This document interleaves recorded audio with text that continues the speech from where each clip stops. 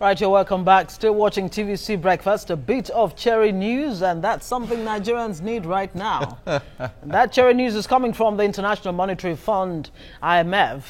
The IMF, in its World Economic Outlook, WEO, is projecting that the Nigerian economy will expand by 1.9% in 2018, which may signify the country's full exit from recession. Now, the IMF in its forecast went back on earlier predictions regarding South Africa's economy. Nigeria's economic growth this year, which is put at 0.8%, will now surpass that of South Africa, which he earlier said would grow by 1%. However, the projected economic expansion in Nigeria may be overshadowed by population growth, as the country's 1.9% growth rate will remain lower than its population growth rate of 2.7%. And some other threats to Nigeria's growth, according to the IMF, include policy implementation, forex market segmentation, and banking system fragilities.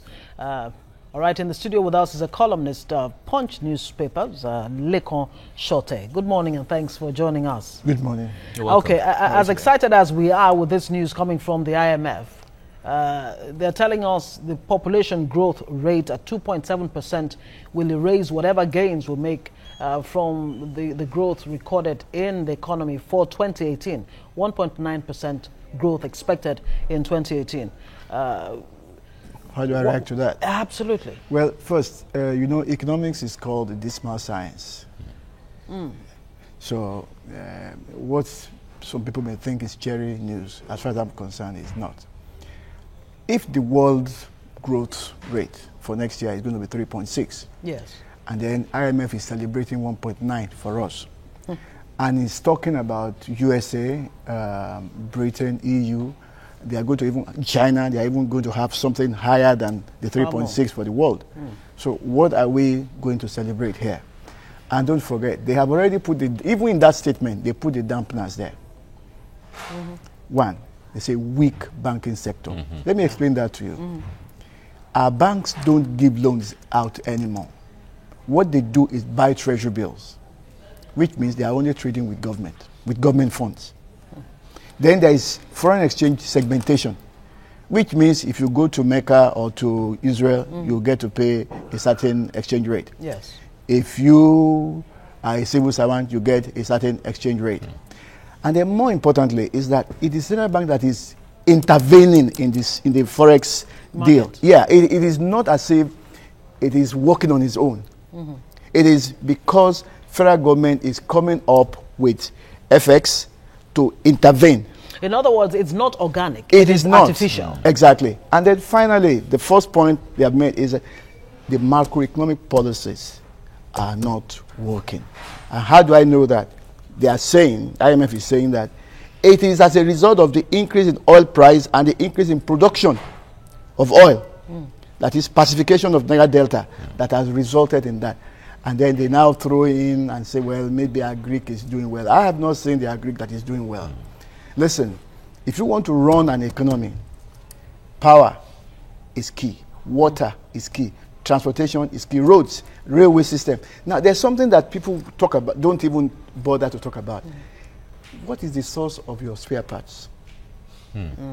We don't have anybody fabricating spare parts for equipment on a large scale in this country.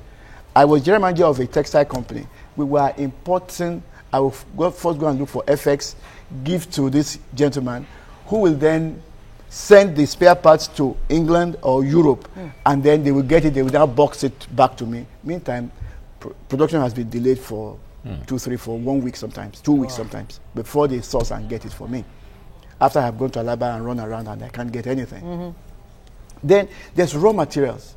I'm very familiar with the textile industry. Yes. I worked there for over a decade. Now, raw materials you have to import and you have to be sourcing for this FX through this central bank intervention. As far as I'm concerned, I go with General Abaso, former President Obasanjo's submission that Nigeria is just merely a trading outpost for the metropolitan economy. We are just a trading, it's like Kingsway stores of old. That's the way it is. We are just buying and selling. Wow. Whatever IMF is saying is just trying to make us happy. Maybe to further persuade us to devalue our economy. It used to be 199 naira to a dollar. Then May last year, they compelled us to go to 305 or 306. That is 33% devaluation, which translates to inflation, as a matter of fact. Because what it means is that you not need more naira to buy what you will, what you used to buy before May last year. So it means that they tell us if inflation rate is 16.25, it is a blatant lie. 16.25 plus 33% is 40%. That's what they should be telling us. Whoa. Oh yes. Wow, it's really good to see from another perspective, because when these figures are rolled out, you just take it for the value of it and all of that. So looking at it very critically like this really...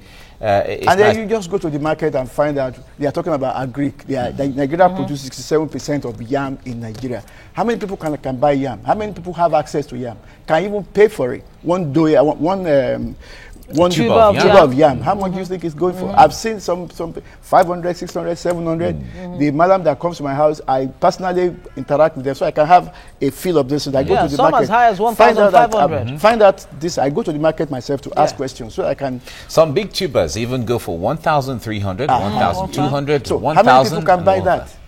How many people can buy that? All these things that's why they call us emerging market.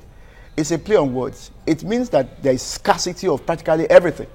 And so anybody who takes a loan from UK or America at 2-3% and comes here to invest is going to make a bundle. Because there's already, even our inflation rate, our own interest rate is high to start with, apart from the other things that they add to it. That when they tell you that, I know a Tesla company that got this intervention loan for 6%. Right now, they owe $50 million naira. They can't even function. And on paper, interest rate is 14%, and it's far more than that, according to... Which is even 6%. Yes. The 6% Bank of Industry loan. I know a Texas company that they are owing 50 million. They are even writing Bank of Industry now to please come and intervene because we don't even know if we can go on. Let them not deceive us. And I think I want to throw a challenge to those who run the economy of this country. They need to know that IMF is not going to give us a pat on the back.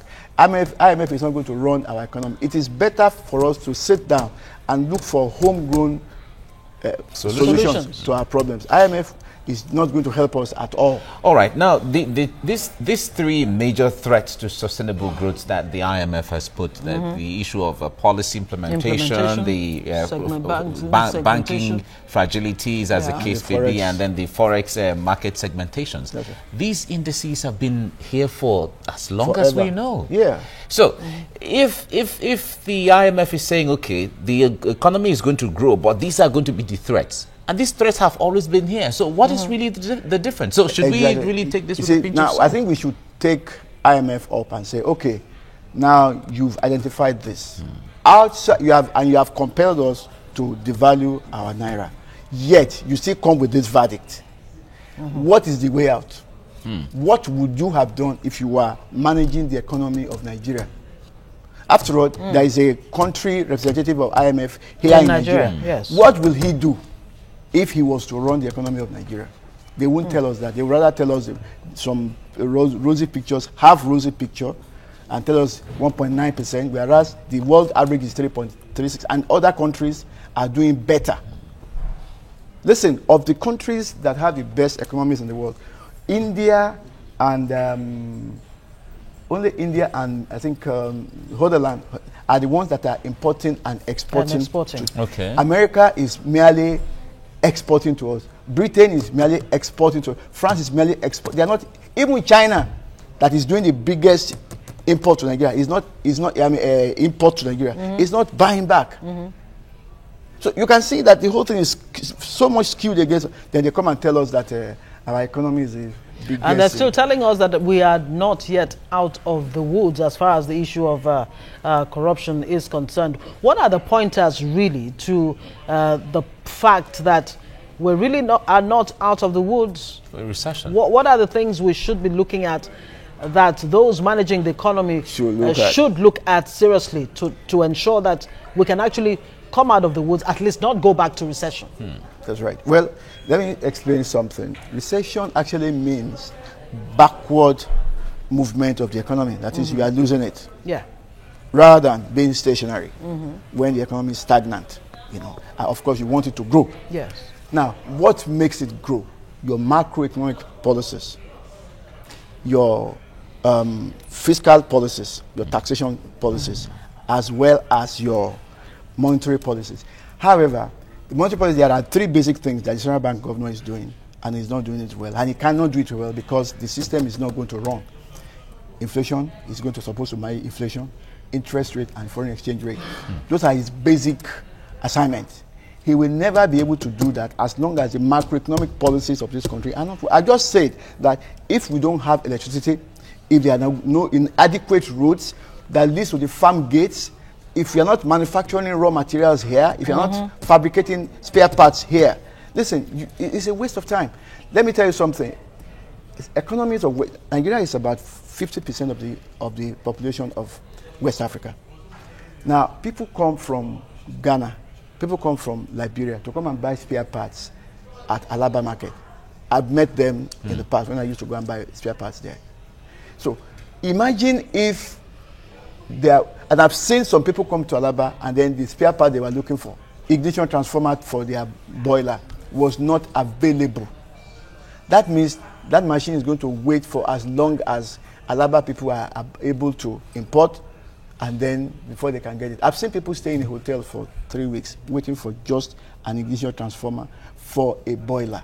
They are coming from West Africa. Shouldn't we be looking at an Aba revolution, Nnewi revolution, for example? If you go to Nnewi, that's right. Where I live in Owerri for the 400 years. They do a lot of fabrication. Yes, a lot of fabrication. Exactly. Why aren't we taking advantage of that? The Anambra State, this Nnewi axis. Yes. You know, I don't understand why we even have this Aba thing, the Nnewi thing, and we are not projecting it to the national level. I don't understand. All right, we'll come back to this because this Nnewi Aba Onitsha, we'll come back to this. Yeah. Let's go on a break and we'll be back shortly. Stay with us.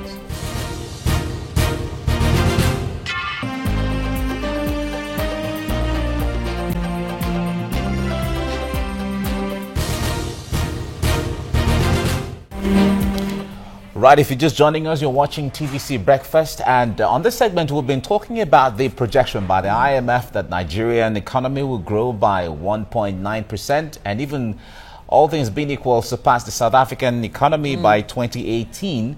But they have some cautionary points and itemized points they give to Nigeria on that. We've been talking about this with Lekon Shote. He's a columnist with the Punch newspaper. We've been talking about this. Now, we're talking about Onitsha and Aba and Nnewi and all of that before we went on the break. Right. Now, last year, the government was very frontal with the issue of made in Nigeria, patronized made in Nigeria goods and all of that. Till now, although we've not really seen the practicality of all of that, but how does that impact? How does that translate into the prosperity for Nigeria if that is the way to go now?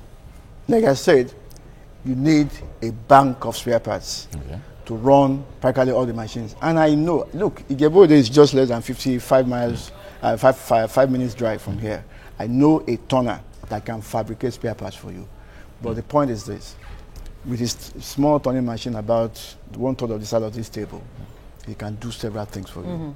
One, if the Ajaokuta Steel plant is not functioning, the Alaja is not functioning, Oshogbo is not functioning, Jos is not functioning, or wherever else is not functioning. You know, where do you now get the feeds to do those jobs? Sometimes he will say that, oh, this one, I imported this one, which I'm going to now turn, that is to refabricate to suit your purpose. Do you understand? So it just shows me that even the backward integration that we call it, nobody, each time I look at these budgets and so-called economic plans, I just laugh because I can see that those people who prepare these things, they have not worked in industry. They have not had hard-headed experiences. It means that they're disconnected from the real... They're just writing papers. You know, I think we were discussing somewhere here about 2 days ago on our normal program. You know, this thing they call envelope budgeting. Yeah. It is true. I was an accountant with the government. people will just come and just come up with just, figures. Last year, how much did you spend on tea? So much. Okay, let's just without any basis. To, all right. Of course, the IMF has said a global need basis. We don't have time. A global environment of opportunity for ambitious policies that will support growth and raise economic resilience in the future is there. But the problem is, do we have people who can actually take advantage of these global opportunities? Is another ball game. Lekon Short, columnist, The Punch newspapers. Thank you so much Thank you for your time with us Thank this you very morning. much. Thank you.